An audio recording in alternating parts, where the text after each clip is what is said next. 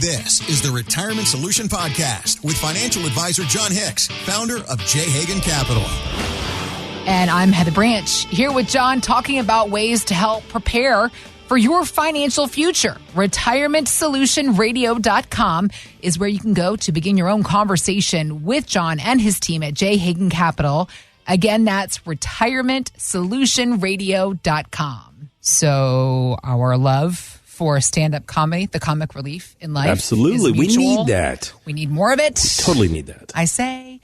But what's interesting is the conversation that comedians have, because I'm always taken aback a little bit when I hear a comedian, because especially I wanted to talk to you about, and I can never say his last name, Sebastian Maniscalco. Did I say it? Did I do it? It's Maniscalco, Did right? I say it? Everybody. No, I don't know that I've heard him say it, but I feel like it's Maniscalco. Yeah. I've seen him a few times. But whenever, because he is so animated on stage, he's so physical with his comedy. He is hysterical. If you haven't seen any of his Netflix specials, look those up.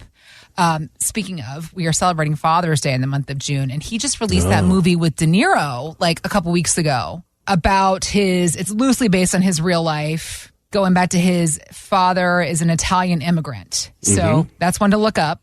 But what always takes me back is when I hear the comedians having regular conversations and they're not their animated selves. And I'm like, I don't recognize their voice straight away. But hearing his perspective about money, I mean, this is Sebastian Maniscalco. How much money do you think he's got, Jon? Like a few bucks. He does well. He's done okay. Yeah. I mean, one Netflix special should net you several million. Yeah. And he's got more than one. He's got so the guy should be doing okay. And he's doing movies with De Niro. I think he's doing okay. He's done okay for himself. But even successful as he is, he still has his own problems, quote unquote, letting go of the money that he's earned because of where he comes from. Here is what Sebastian Maniscalco told Conan O'Brien on his podcast. I'm reading this book called Die with Zero, right? Because I'm having an issue with spending money. I don't know what to spend. I grew up working middle class. Right. Money was a huge topic in our house, and it was always save your money, because you don't know if your tongue is going to fall out and you can't do this anymore. Your tongue is going to fall out. He's not from around here, Jon. There's truth to that. You never know if your tongue is going to fall out. But I can't tell you how many people I talk to. This is the way that so many of us were raised. You know, I obviously you can tell Maniscalco, you know, he's got an Italian. He's got a little Italian in him, right? He does. But my German and English grandparents of the Great Depression era, exactly the same. I was going to say, you yourself come from humble beginnings. Darn straight, of course. Yeah. Well, I mean, I'm from Western Kentucky, Owensboro. Everything's humble beginnings there. You know, it's just how life works. Yeah. But when you're thinking about it, Heather, you know, people were taught in the very beginning, hey, don't waste money. You know, if we have it in this house, we're going to eat it. We don't throw stuff away. Yep. You know, I look at my kids every week and I'm like, why are you wasting that? Who doesn't eat the crust on their pizza? How come on earth do you pull that thing off? What are you doing? Because I just remember how I was raised, right? It's like if you had it there, you were going to use it. And the craziest thing is, over all of these years, when I look at some of my family's favorite recipes, they were typically the leftovers. They were typically the things that were made with, okay, so we got this part of the ham hock that we cut off so it would fit in the oven, but we're going to throw this in the green beans. And then we're going to make the green beans, and then the juice from that green beans, we're going to turn it into the vegetable soup. And then the vegetable soup, you're going to add the cabbage to, and when you do that, you get that pot liquor soup. And I just remember thinking, oh my gosh, all of those flavors I love are all born off of being humble, being, you know, not having much, scarcity, frankly. And now we live in an America that's very different. Disposable. Everything, you throw everything away now. That sometimes is so hard for all of us, right? Yeah. It's like, oh my guys, I bought a washer and dryer when we got our last house, let's say 3 years ago. Now, mind you, prior to this, my parents and I, when I got out of college, went to Sears. And we went and got a Kenmore washer and dryer that lasted for nearly 21 years. Same. They looked like crud. I mean, I had beaten the snot out of them. They had, but they worked. But that washing machine was still spinning. That darn straight. And we didn't replace them because they quit working. Finally, my wife and I were like, you know, it's a little embarrassing at this stage. We have kids. We need a bigger We know they work, but they look like they came from the truck from Sanford and Son. You know, they look like they were in the back of the junk shop. And I'm like, okay, fair enough. And so so what do we get? We go to Home Depot or Lowe's, whichever one it was, and this all pretty, it's gray and it looks like it's a spaceship. That son of a monkey lasted for a whopping 18 months before the motherboard fried out on that stupid thing. So my point and where I'm going with this is they make things differently than they used to. Now we're looking at multi-$1,000 appliances only last a couple years.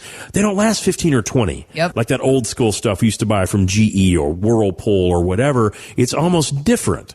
So it's so hard these days to just kind of use that way that we were raised of being, hey, we're going to go ahead and we're going to use those scraps and we're going to make something out of this.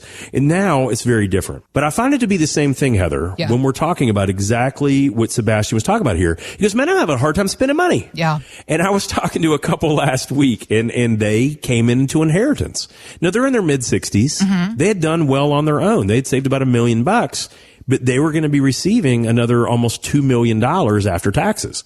So they didn't know that this money was out there. They had no idea that the guy's mom had this money stashed away and did a great job.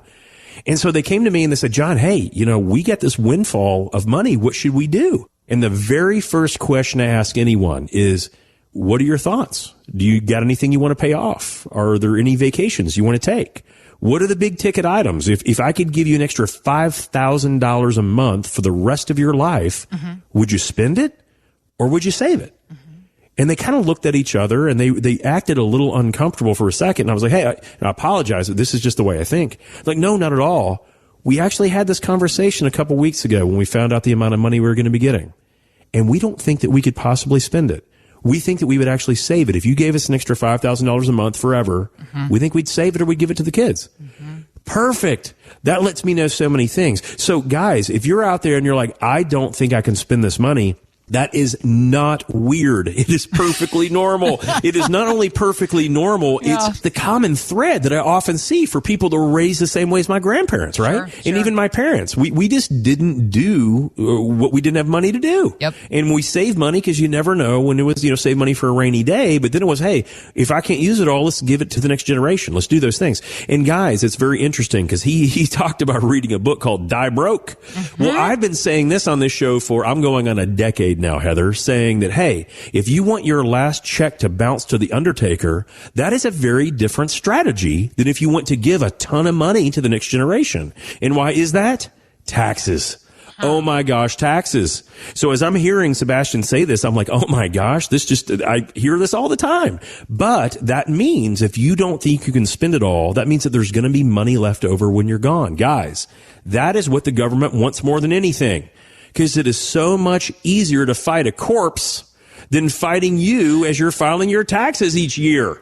You can fight back. You can fight back. And so I promise you one thing. With the insolvency that's going on in the United States right now, we just passed a new debt ceiling limit, $34 trillion with a T. That is a real number, guys. It almost doesn't even seem like it's a real number. These politicians throw it around all the time. Well, millions and billions and trillions and quadzillions. Guys, if you counted backwards 1 trillion seconds ago, so our government has 32 times this amount, but if you counted backwards 1 trillion seconds ago, it was 30,000 BC. 1 trillion seconds ago. That is how big a trillion is. And our government now is said, we'll accept $34 trillion in debt.